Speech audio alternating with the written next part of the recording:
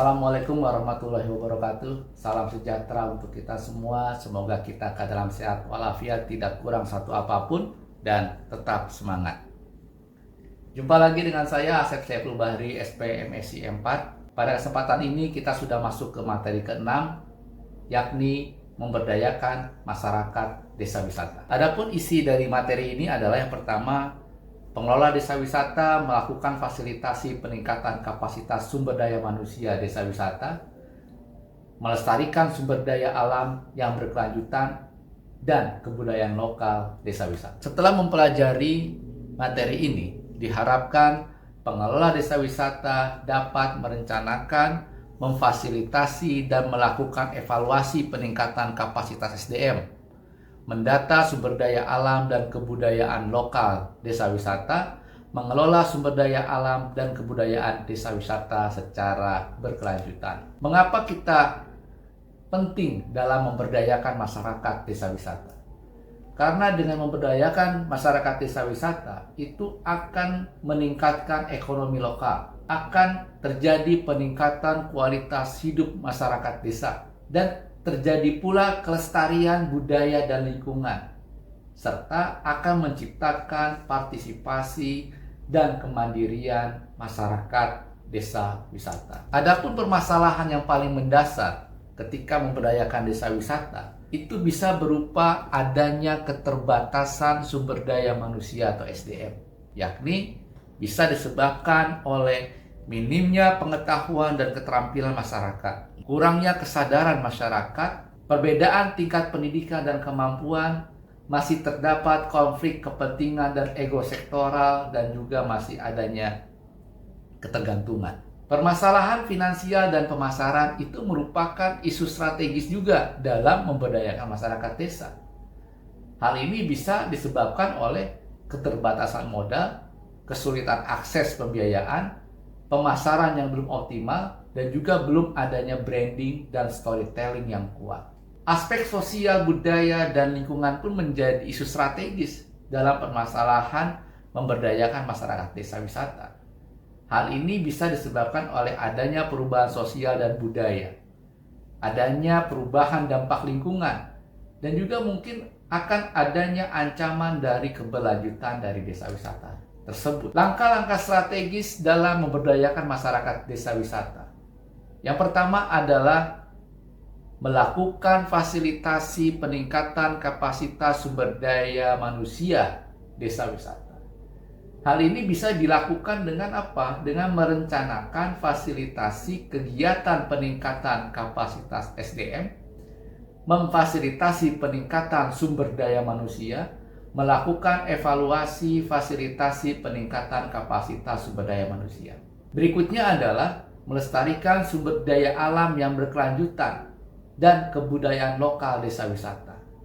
Hal ini dilakukan dengan apa? Dengan mendata sumber daya alam yang ada di desa wisata, mendata kebudayaan lokal desa wisata, mengelola sumber daya alam desa wisata secara berkelanjutan, serta mengelola kebudayaan lokal desa wisata. Langkah-langkah melakukan fasilitasi peningkatan sumber daya manusia desa wisata. Yang pertama adalah merencanakan fasilitasi kegiatan peningkatan SDM. Hal yang perlu diperhatikan dalam hal ini adalah kebutuhan peningkatan kapasitas SDM di desa wisata kita identifikasi berdasarkan daya tarik utama yang ada di desa wisata. Metode peningkatan kapasitas SDM dipilih sesuai kebutuhan. Rencana peningkatan kapasitas SDM disusun sesuai dengan metode yang dipilih. Berikutnya adalah memfasilitasi peningkatan kapasitas SDM. Hal yang perlu diperhatikan dalam hal ini adalah materi peningkatan kapasitas SDM disusun sesuai rencana. Fasilitasi peningkatan kapasitas SDM dilaksanakan sesuai dengan rencana. Berikutnya adalah melakukan evaluasi fasilitasi peningkatan kapasitas SDM. Hal yang perlu diperhatikan dalam hal ini adalah hasil fasilitasi peningkatan kapasitas SDM didokumentasikan sebagai bahan evaluasi.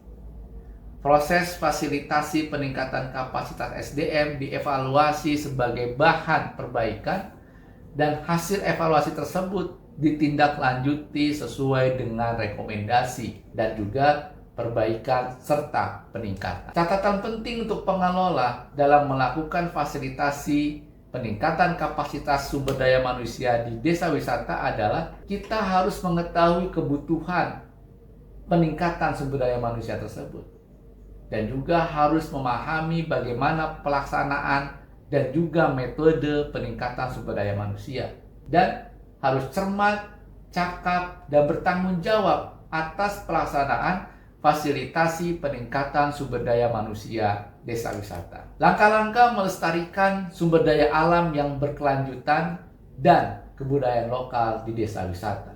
Hal yang perlu kita perhatikan dan kita lakukan adalah pengelola desa wisata harus bisa mendata sumber daya alam yang ada di desa wisata. Potensi sumber daya alam yang ada di desa diidentifikasi sesuai kondisi yang ada. Data sumber daya alam desa wisata diklasifikasi sesuai dengan jenisnya. Sumber daya alam di desa wisata kita dokumentasikan dalam bentuk laporan potensi desa wisata. Berikutnya, mendata kebudayaan lokal di desa wisata. Potensi kebudayaan lokal di desa wisata kita identifikasi sesuai kondisi yang ada. Data kebudayaan lokal desa wisata kita klasifikasikan sesuai dengan jenis-jenisnya. Kebudayaan lokal di desa wisata didokumentasikan dalam bentuk laporan potensi desa wisata. Berikutnya adalah mengelola sumber daya alam desa wisata secara berkelanjutan. Hal yang perlu kita lakukan adalah hasil klarifikasi dari sumber daya alam desa wisata dikembangkan sesuai dengan zonasi-zonasi yang ada. Aturan pemanfaatan sumber daya alam desa wisata ditetapkan secara bersama dan oleh para pihak yang terlibat di dalamnya. Sistem pengelolaan berkelanjutan sumber daya alam desa wisata ditetapkan sesuai dengan prinsip-prinsip pelestarian lingkungan. Mengelola kebudayaan lokal desa wisata. Hal yang perlu kita perhatikan adalah hasil klasifikasi kebudayaan lokal desa wisata dikembangkan sesuai dengan karakteristik desa wisata. Interpretasi untuk menunjukkan rasa hormat terhadap kebudayaan lokal desa wisata dijelaskan melalui berbagai macam media komunikasi.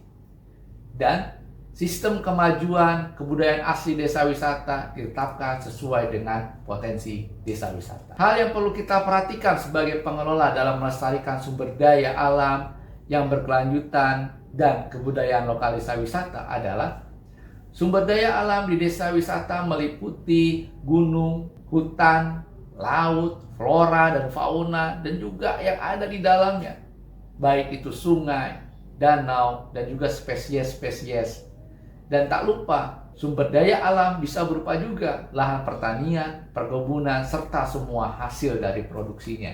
Kebudayaan lokal di desa wisata itu bisa meliputi dan tidak terbatas pada tradisi lisan, manuskrip, adat istiadat, ritus, pengetahuan tradisional, teknologi tradisional, seni, bahasa, permainan rakyat, dan juga mungkin olahraga tradisional. Dan juga pengelola harus teliti dan tepat dalam mengidentifikasi dan menentukan potensi sumber daya alam kebudayaan di desa wisata. Adapun manfaat memberdayakan masyarakat desa wisata adalah akan tercipta manfaat dalam sudut pandang sosial dan budaya. Kelestarian budaya, kelestarian kehidupan sosial, kearifan lokal itu akan menjadi lestari. Karena apa? Karena kita telah memberdayakan masyarakat desa wisata.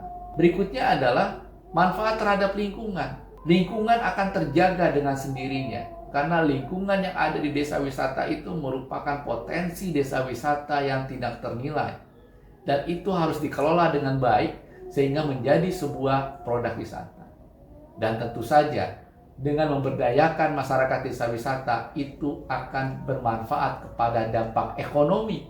Baik masyarakat desa wisata yang terlibat secara langsung maupun masyarakat desa wisata yang tidak terlibat secara langsung. Maupun desa wisata terakhir. Dan yang ketiga adalah manfaat ekonomi. Sehingga kita bisa melihat dengan memberdayakan masyarakat desa wisata akan terdapat manfaat ekonomi bagi masyarakat desa wisata yang terlibat dalam pengembangan desa wisata di desanya sendiri. Demikian materi ini disampaikan, semoga bermanfaat untuk kita semua. Assalamualaikum warahmatullahi wabarakatuh. Salam sejahtera untuk kita semua dan tetap semangat.